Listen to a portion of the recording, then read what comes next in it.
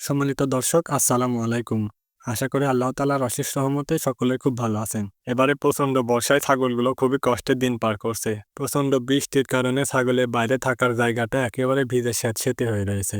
যে কারণে ছাগলগুলো ঠিকমতো বাইরে বেরোতেই পারছে না। আর আপনারা হয়তো সকলেই জানেন যে ছাগল ভেজা স্যাঁতসেঁতে জায়গা একেবারে পছন্দ করে না। গত বেশ কয়েকদিন যাবৎ ঠিকমতো রোদ ওঠেনি, এ কারণে বাইরের জায়গাটা একেবারে শুকাতে পারছে না। তবুও কিছু করার নেই, কারণ বর্ষার দিনে তো বৃষ্টি হবেই। তো যাই হোক, আমি মাঠে আমাদের ঘাসের জমিতে চলে এসেছি। আজকের মতো ঘাস কাটা আমার হয়ে গেছে।